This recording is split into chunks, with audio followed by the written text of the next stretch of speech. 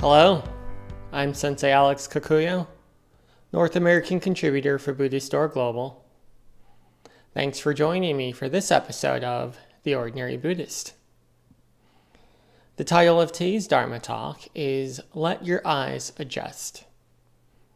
Before we get into that, please subscribe and hit the notification bell. That way you'll be notified when I post talks in the future. If you wouldn't mind hitting the like button, that'd be great too. One of my favorite things to do here on the property, weather permitting, is stargazing. I'll turn off all the lights on some of our outbuildings, go out into the back of the property, sit down on the grass, and look up. Admittedly, I'm not very good at finding constellations. I can find the easy ones, the Big Dipper, the Little Dipper. That's about it. I've seen a few shooting stars, but I've also seen a lot of what I thought were shooting stars and turned out to just be airplanes. But overall, it's always a very fun, very peaceful experience whenever I have the opportunity to do this. And one thing that always shocks me is how much the sky can change throughout the night. You see, as the Earth rotates on its axis, the stars move across the sky in a way that's not dissimilar from the way the sun moves across the sky during the daylight hours. In addition to that, there is a world of difference between how easy some stars are to see versus others. Some of them are so bright you'd have to try very hard to miss them. In fact, I'm pretty sure you can find them even if you were in the midst of a city flooded with light pollution. Others are so faint, you barely know they're there. You have to strain your eyes to see them.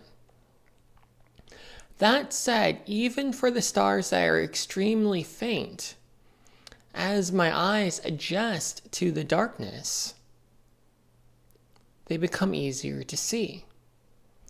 In fact, I've found that if I stare at the same patch of sky long enough, stars will appear to wink into existence out of nowhere.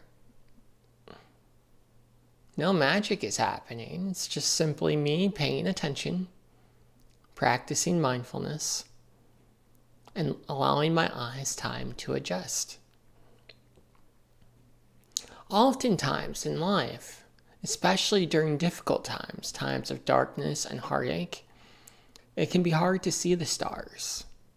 It can be hard to see anything good, anything noteworthy, any sort of light to help us along our way. And yes, sometimes the recipe is we just need to know where to look, where to turn our gaze, finding the right direction to move into. But sometimes we simply need to wait a little bit and give our eyes the opportunity to adjust.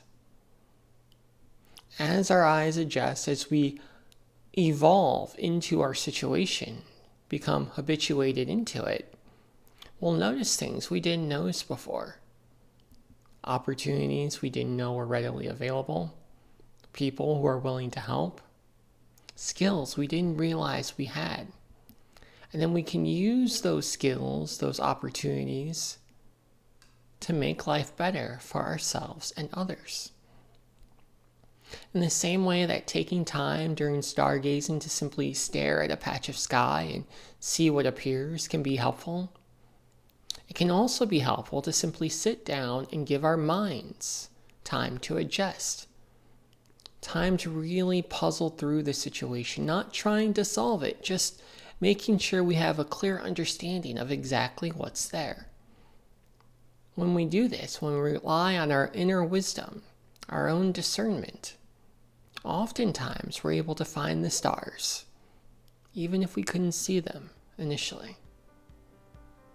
Amitabha.